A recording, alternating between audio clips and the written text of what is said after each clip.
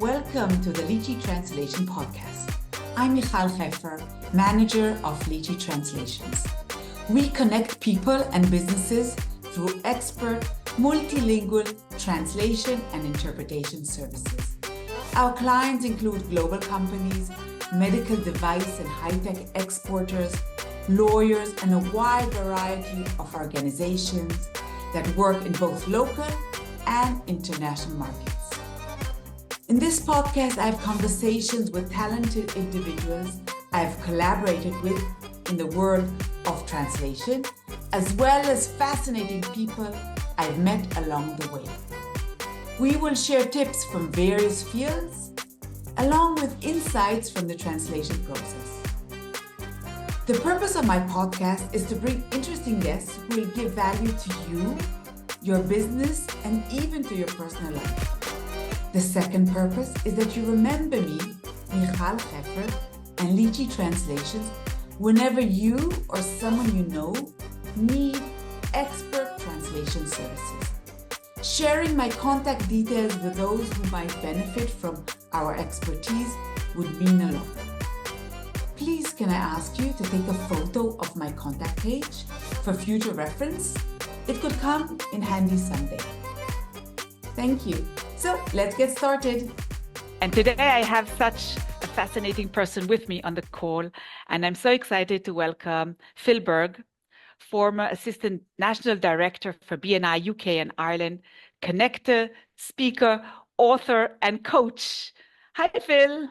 Hi, Mikhal. What a lovely, lovely introduction. Thank you very much.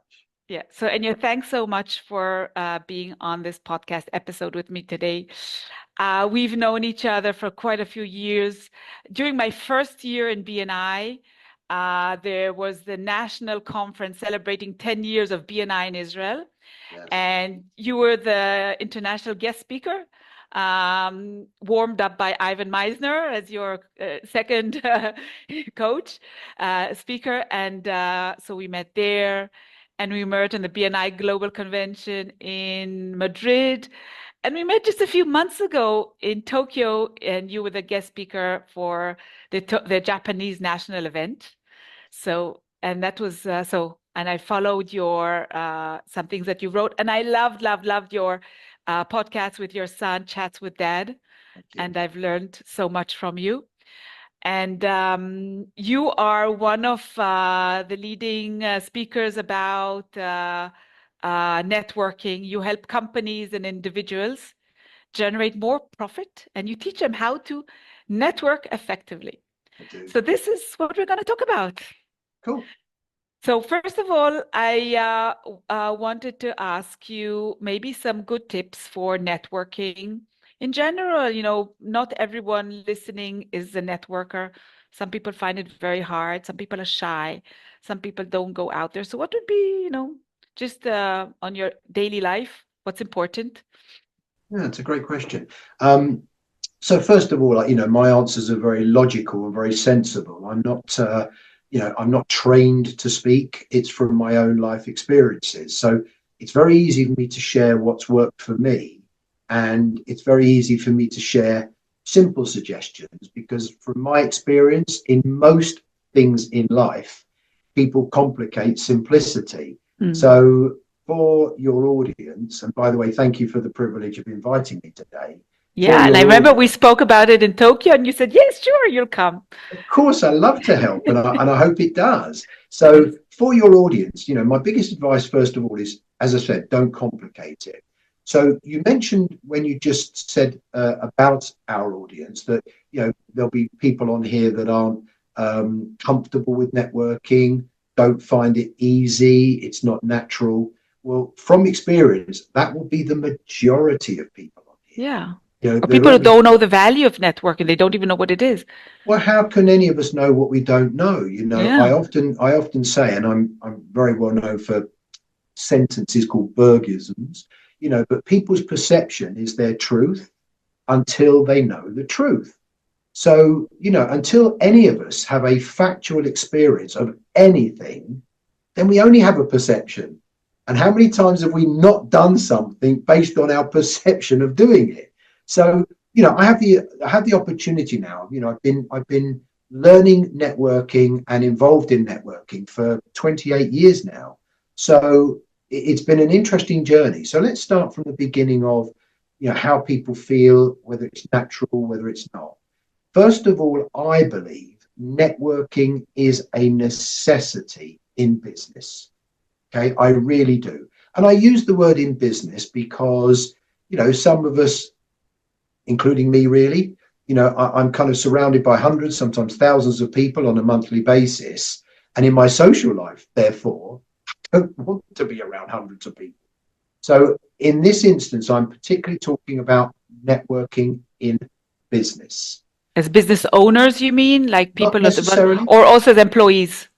in your business life. I mean, I'm a great believer of relationships, and the depth of relationships creates results.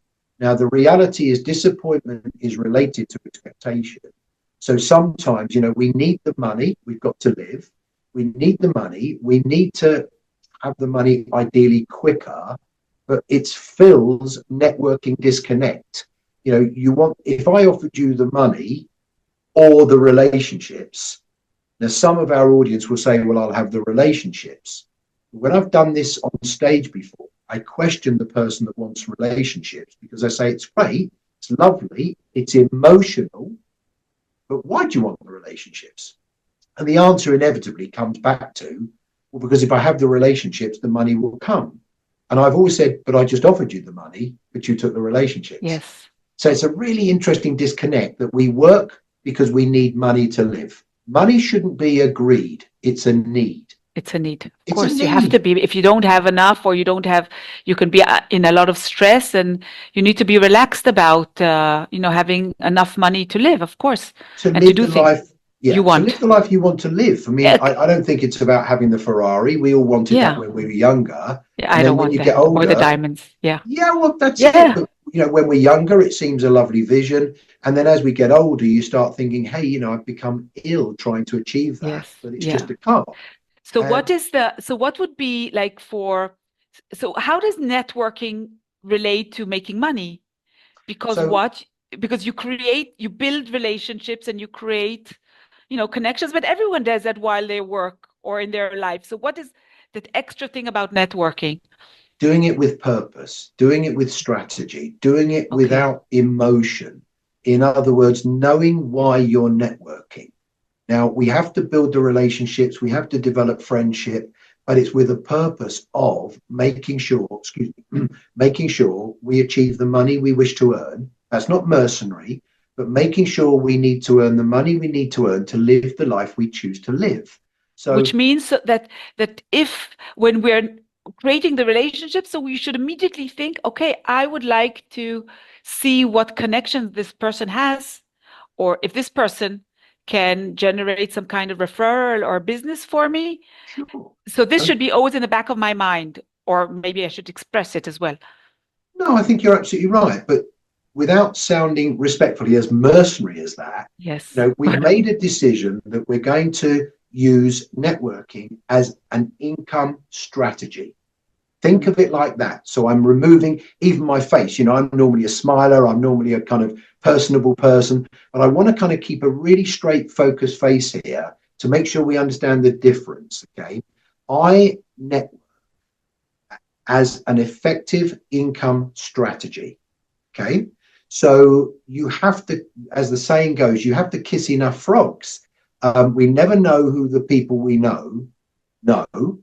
So ultimately, you have to be talking to people, not selling. Very much we can come back to that conversation, not selling, but you have to be talking to people and you have to know what you want. That's the start of it. I want to go networking as an income strategy. Okay, cool. Okay. How much do you want to earn? I don't know. And that's where it needs to start with, next calendar year, for example. Setting goals, you mean that if I have 100%. Okay. 100%. And setting goals that you actually want. not just setting goals for the purpose of setting goals. No, So things what you want to achieve during the next year, and that what would you break it down yes, to okay, if I want to achieve so and so, then I need to meet so and so people, and and have meetings and generate yes, referrals. Are you talking about breaking down, the actually what you target? yeah. Well, there's different strategies within a networking strategy. You could target people that are specifically related and connected to the type of business you are. So, for example, throughout my career, I was carpet and flooring. And ultimately, it would be very, very good for me to get collaboration, for me to connect and work well with, say, curtain suppliers, Yeah. with interior designers. What we call our power team, like the team of companies that would generate referrals for you. Yeah, That would be a good collaboration. Very much. They're people that ultimately have the same type of clients as you do, but you satisfy the client in a different way than they do. So, for example, There's no competition. Yeah, in my now career that wasn't planned, I'm semi-retired, and yet I mentor and coach. I help a lot of people understand that you've got to start prioritizing. If you can't do everything, do the right things. Okay, that's such a good sentence. If you can't do everything, start doing the right things. Now, if you can start actually making a list of those industries that benefit your clients in the same way as you. So, for example, as a sales trainer, which I specifically kind of am, as a sales trainer, ultimately, I help clients increase profit. But why? Why? I help them increase profit, which allows them to live the life they choose to live. Now, that's a sales trainer, but you could turn around and say, I could collaborate very well with a personal fitness trainer. And you think, well, one of them's financial, one of them's health, but it's for the same outcome. My ultimate outcome, if I help you make more profit, is to enable you to live the life you lead. Okay. Therefore, a personal trainer, if I can introduce you to a personal trainer, they are also helping you to live the life you lead. But they do it in a way that I can't, that we can do together, and it adds a string to the bow. So ultimately, if you want to use networking effectively, but you need to prioritize, start looking at those that could introduce you to their clients on a regular basis. So I call those introducers and connectors, rather than just, I'd like you to introduce me to somebody that wants to buy carpet. I do that with a translation, for example. I could be introduced to a company that needs translation or someone that needs translation, but also I like to be introduced to these other service providers that work with the same clients. And in my industry, it could be website developers, it could be lawyers, it could be graphic designers or content writers, or people that deal with regulation for medical device. Absolutely. And I think once you identify the good connectors, then you already did quite a lot of the work that, you'd be more effective. And that's the word. And as you were saying that before you just said it, the word I was going to come into is effective. Yes. We can all be busy people, and I've been that in my life. But is it effective? Don't be a busy fool. However, that's such an easy thing to say when all of us are trying to work very hard to live. So I think the first advice I would say to anybody is, for me, I plan my life goals for 2 to 3 years' time, maximum. Wow. Okay. And for me, it's about, what would I like my life to look like? So we are recording this in the August of a year. I don't think we need to put the year on it, because then it could be repeated any year. So it's September, actually. Sorry, time flies. So we are recording this at the beginning of September. I should be sitting here by now thinking of what I'd like my life to look like in 2 calendar years' time. And I do this as an exercise with my clients by saying to them, I want you to have planned the year as if it's the end of the year. So you literally plan this and say, that was a fantastic year because. That was a fantastic year because. Once you have your year planned with health, please excuse me, sorry, that was our home phone, sorry. Once you have your year plan with health, fitness, same thing, business, financial, once you have your year plan where you say to yourself, wow, if I could have that year, that would be pretty exciting. So you may do 2 or 3 drafts for that, but once you come up with your final, wouldn't that be a great year? You've kind of given yourself now 18 months, 20 months to be at the beginning of that year, ready to have it. So now that gives me a business strategy to achieve the year that I want to have in life. Now, what would you do? How would you break it down to baby steps or things you need to do? It would have to be baby steps. And now I know a lot of people talk about daily and everything else. I think that's just, for most people, very unrealistic. So I talk to the mass rather than the, not the odd person, but, you'll get some people that break their day down into hours. That's fine. When we're busy people, we have to be organized. I break my days down. I break my months down. I know what I'm doing on what day, subject to external distractions. Okay, so I do believe that if you want to be successful consistently, you must be organized or have someone organize you on a regular basis. You can't be disorganized and consistently, successful. So it works for me that if I need X income, which we do, all of us do, then I start to ask myself, what are the 3 or 4 areas that I can achieve this income from? So for those of our audience that have numerous products, how many products never sell? How many products, if they sold, would really make no difference to your business? How many of our, or not how many of our best, but of our best selling products or services, from my experience, most people do not maximize the financial return from what we do best or our best products or services because we're doing so many things. Yeah. So I need to earn X amount of money to live that year. To achieve that, what are the 3 or 4, 5, 2, what are the 3 or 4 strategies that if I focused on better, I know I could achieve more because I'm already good at them. I'm just not allowing myself the time to maximize the return.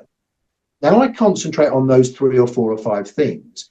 And then you would think, how would the networking get into that? Yeah, you break it down. So for me, for example, networking and BNI for me has been an amazing, amazing business strategy. So for me, I would say, okay, well, in networking, I believe that I could achieve this financial income because without belief, you can't have a plan. Okay, you can't wait to see what happened. You have to create it and fail rather than wait and fail. So create it and fail. Okay, that doesn't mean fail, obviously, but so it's making a decision that actually, if I network and then I break that down to I could have a one-to-one, we call it, but actually I change the mentality, stop thinking of it as a networking one-to-one, done correctly, think of it as a business meeting with a business person to generate business. Mm-hmm. So I'm now starting to think, well, if I have one of those a week, 2, 1, whatever, if I have one of those a week and I could get 2 referrals from it. So I have a saying, change your goal and you change your result. Mm-hmm, I don't meet people to see what happens. I don't meet people to meet them. I have a purpose. Now, that's not meant to sound mercenary because it might do. It just means I have a purpose. You're focused on what you want to go because you don't want to waste your time. And so you're coming focused to be able to discuss with the person you're meeting that, you have a mindset that you're here to make money, which is, this is what you want to do. You've chosen the people that are more valuable for you, that have a bigger potential of generating the right connections for you. I'd say that would be your first choice because it's not that you're choosing them, because some of the best referrals I've ever had actually are from 1 or 2 people that are in my mind that didn't have the same personality as me. So I actually wrongly, I didn't really connect with them. So I didn't really kind of want to spend 2 hours with them. And likewise, they probably didn't want to spend 2 hours with me because we're different personalities. I was. You should cut it down to 45 minutes. No. No. It's not about the time. It's about the result. Yeah. If I'm going to sit with you for 2 hours and do amazing business, why would I rush it? Yeah. Okay. You know, so it's not about the time it takes. It's about how we use our time. Yeah. So for me, actually, a true one-to-one for me is 2 hours. Wow. That's a long time. Well, is it? Well, if it's effective and it brings results, so of course, yes. If I had 2 hours with you, and when I left, I leave you with 3 or 4 people, all of whom I've connected with during the one-to-one. Yeah. And they are now expecting your call. Would that be a good use of your time? Wonderful use of my time. So it's got to be an agenda. Yeah. Okay. And so we've made the aim, we've booked the meetings with the people, we've had an effective one-to-one. And of course, maybe if anyone's not with BNI, we're talking the BNI language, which is, we meet with people and we want to generate referrals. So to generate business out of these meetings. Now, what would you do if it's an international connection? Because that's so much harder, which I've come across is, because like for here in Israel, I meet people, I meet them in the meetings. I have meetings with people when I go to conferences, they see me. So they know me better. But when we're meeting on Zoom or we're meeting, even if I meet people in the conference, you need to build a relationship. So what would be your tips for such global connections? Well, I think it's a myth that global is any different. It's a pure myth, and it is a pure myth. So, for example, I think if I use you as an example, it's probably too easy an example. But would you like perhaps some international connections in the UK? Of course. Okay. Yes. Okay. Specifically, is there an industry? Let's just be vague. Yeah, no, I want to be specific. I'm here. I am very specific. Let's say I would like connections to medical device companies, because as far as names.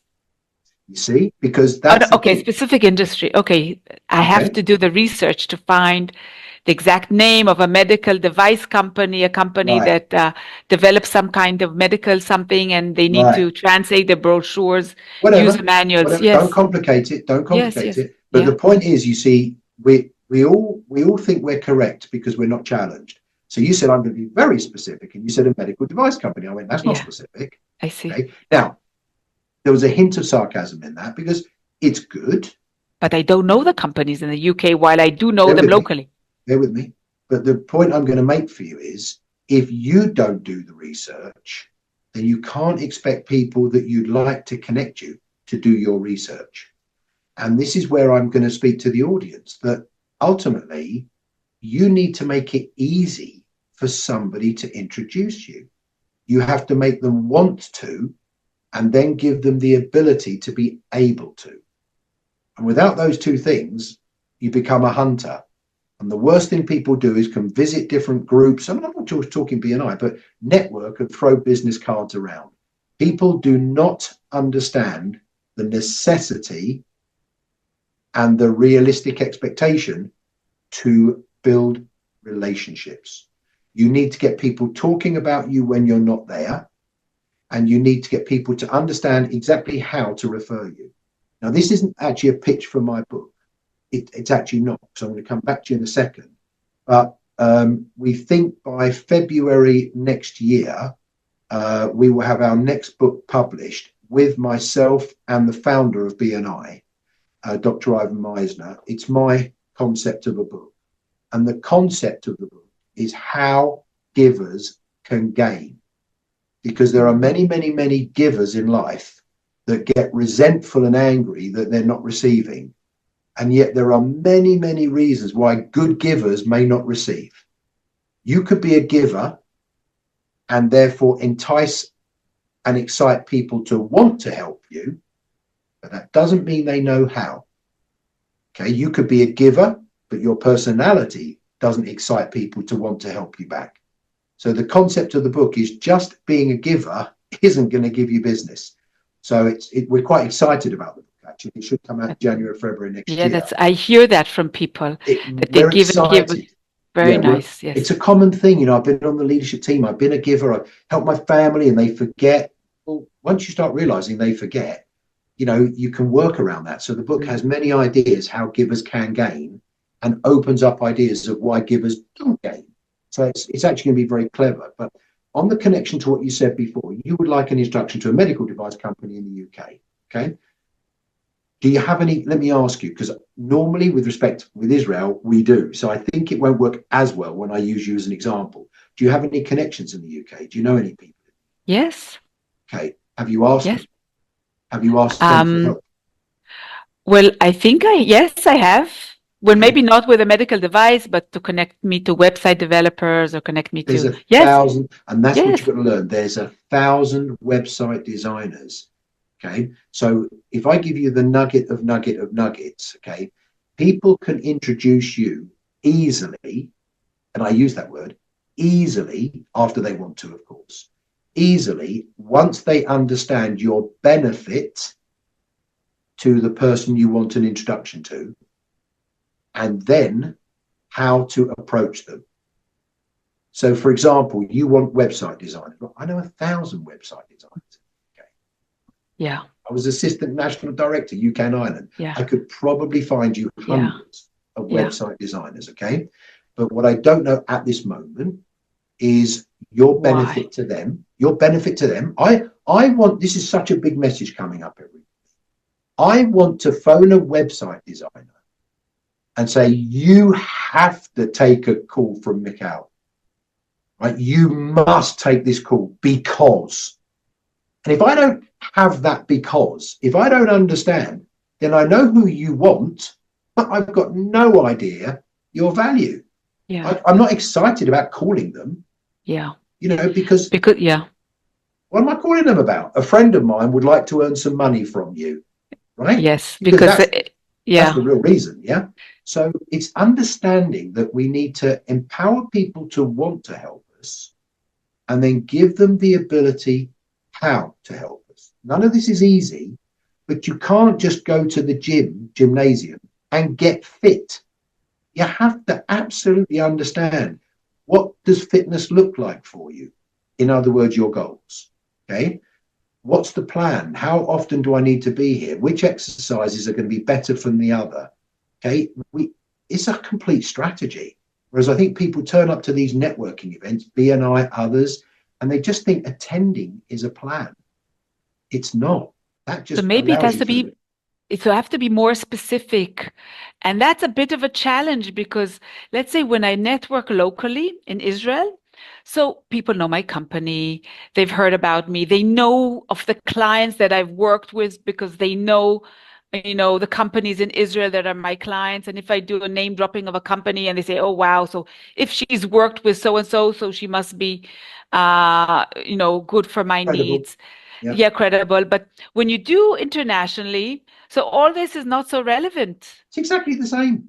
But they don't know of. Okay, so if I work with Intel or Microsoft or Google, it's okay. You have these big names.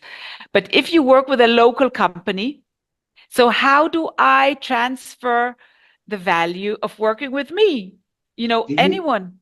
Okay, let me ask you a question. Do you know a guy, you might know him, do you know a guy called Phil Berg? Yes. Could Phil Berg be connected? In Israel, yes. No. Could you be connected to someone else? Could you have connections? Yes, of course. Could I have connections for you? Yes. Absolutely. Yes. But you fell into the trap before when you said, they know my company. They know what I do. My local. Okay. No, they don't. Even local. Yeah. Even local. It's something that I challenge people respectfully. When you say they, how many? How many people, they might see you, that here's a big message. There is a very big difference between being seen and being known. A very big difference. Now, I know your personality and I think you're lovely, so you'll be seen. But with respect, I'm going to sound terrible. Yes. You're just a translator. I'm just a sales trainer. I'm just a speaker. You're just a translator. Okay. How many people that see you know you? And how many of those people really, really understand you and your value to the people that you can help? Because if they know someone that you can help, why wouldn't they introduce them to you? Because they're not now selling you to somebody. They're giving you to somebody that's going to be so grateful to them by introducing you. So it's a lot deeper than people think. Okay. Now, there are 3 reasons actually why generally in life people do not receive referrals or the ones they want. Number 1, some people just don't like us. That's just life. You know, there'll be people that are listening to me saying, oh, this guy's too passionate. That's fine. But if I was quieter, there'll be people that say, oh, this guy's boring. Okay. There are people that don't smile enough. We might know who they are. Okay. Right. So, you know, all these little things might make an initial not particularly take to you. So there are some people that just don't take to us. They don't know us. They don't like us. That's life. Okay. Other people don't really know us. They see us, but they don't know us. Do they feel our authenticity? You know, do you want some introduction to people just because you want to make money from them? Or do you want to be a translator for somebody to make their life so easy? See, it depends. Exactly. But some people just sell product or service because it makes them money. I can't introduce people that just sell product or service for the money. I can introduce when I'm giving you to somebody because you're valuable to them. Yeah. So there are many, many people that don't really know us, yet we make the mistake of saying we're well known. You're not well known. Okay. Same Nobody, as me. yeah. Especially when, yeah, I'm well known by people that know me well. I am so unknown by the majority. yes. So it's a mistake we make when we think we're well known. And then the bigger one, which is the 3rd reason why people do not receive the referrals or the ones they want consistently, is because the people that love us, like us, and want to help us don't know how. So please don't make the mistake that international is any more different than local, because all you need is a connection that knows somebody. I, Phil Berg, happen to be in the UK. I, Phil Berg, speak in many, many different countries. So I could introduce you to lots of different countries, which is no different to introducing you locally. It's about the people you know, knowing the people they know. So don't start worrying about international is more challenging. Okay. Okay. 85%, sorry, one thing, 85% of my business is international. Yeah. And it's funny because in the UK, I'm kind of less known than I am internationally. How weird is that? Yes, that is it. So let's just summarize by just maybe the last question is, how do we make ourselves, you gave us three issues that if they don't know us how to generate. So how do we make ourselves be valuable? You know, how do the other side know us and think we're valuable? Yeah, what is my responsibility here when asking somebody to introduce me? Yeah, your responsibility is to make sure they understand your value. But to do that, you have to understand your value. Yeah. And, quick story, if I may, then to finish, when I was in the carpet and flooring business, my younger brother, I took him into my company for a little while. And I remember, this is a great example. He once said, oh, you keep saying we're good. Why?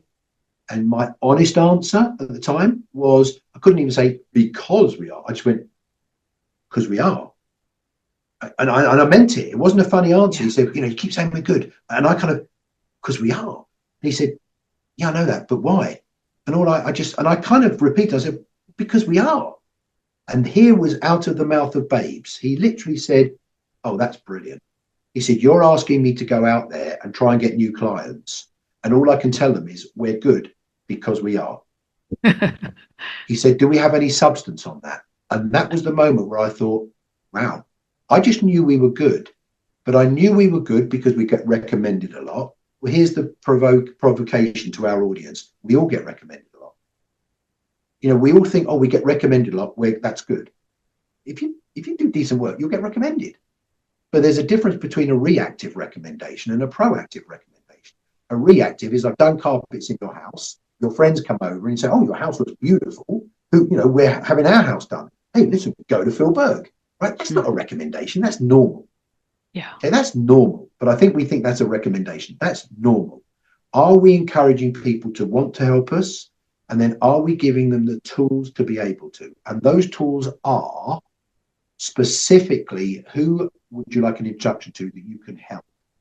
What is that help? What difference do you make to the person you want an introduction to? And how can I approach them? And my simple, therefore, summary of that is you have to look at yourself and think, I need to have the answer to that question myself. I didn't know why we were good. I just knew we were good. So I then started to think, well, hang on, we've got all these years experience. I was taught by a gentleman that started in 1945. So I had 60 years of his wisdom put into me at a young age. We were recommended by the leading manufacturers. So therefore, we had our own teams that have been with us for a minimum of 12 years. You have to start looking into things and, where possible, find some benefits that might differ from your competition. And if they don't, just to finish, because many people, many sales trainers, they say, oh, we get a USP, a unique selling point. There are many businesses, ladies and gentlemen, that cannot have a unique selling point. I sell exactly the same as what you do. Then I just simply say this: become the person that everyone wants to buy from. So you don't have to be the best, you have to be the first remembered. Okay, wow, that's great. There's a lot of homework to do, and to think how to become transfer the convey a message maybe more effectively, with all why me, why work with us, what's Absolutely. good about us. Absolutely. Yes, and I think that I've done this as far as I could for my business, working in all languages and all domains, and having a project manager that would take you step by step in any translation request you'd need, and the linguists that we train and we work with, and quality assurance processes that we have. And we're nice, and we are available, and we're accessible. You can reach us in different ways. May I interrupt you at that stage? Yes. Just one thing, because I appreciate the time. None of us must ever use the words that our competitors would use. We're nice. We always return the calls. We're competitive. Okay. That's not a criticism. Everybody says that. And then when I normally challenge that, they say, yes, but we actually do. And I say, yep. And everybody says that. Yes. Okay. And likewise, keep it simple. Okay. I need to introduce you by talking about the outcome, not the how. So all those things you said, I lost you. And that's a massive message, because, again, I repeat, we overcomplicate. And in a short time like we have today, I can't go into all that detail, but I'm happy to help any of your audience separately or privately. My point is that it's too much information. We need to give the other person the information they need, not the information we want to spew all over them. Okay, really, really important. And you said it before when you were talking about all the things you do. My biggest advice, and I'll stum after this, okay? Why don't you speak to somebody? Think of somebody now, without giving me their name.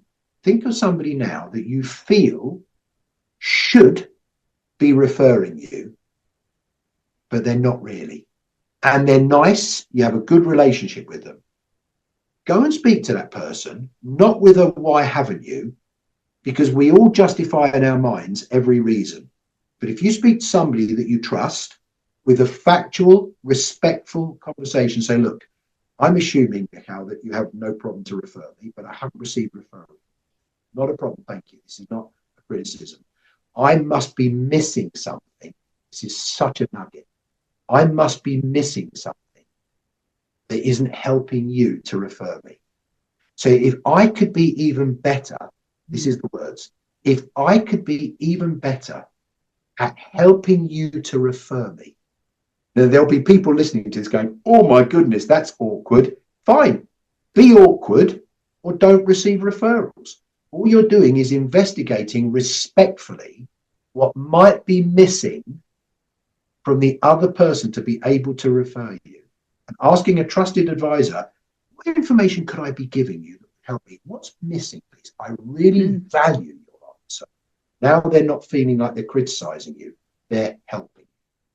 That's incredible. And I think that's also good, very valuable, not only for part of the people that are listening to this podcast that might be BNI members, but to anybody that has their own business or works in a business or even in a company that, you know, there's a lot of relationships within a company and you want to maybe change roles or make changes in your career. Yes. So this is all, you know, even if you're looking for a job, this applies to everything. This is everything. This wasn't BNI content today. Yes. Yeah. Please don't make that mistake. This was not BNI content. Yes. This was about life, about networking, about relationship development, about goals, mindset, and giving the other person what they need.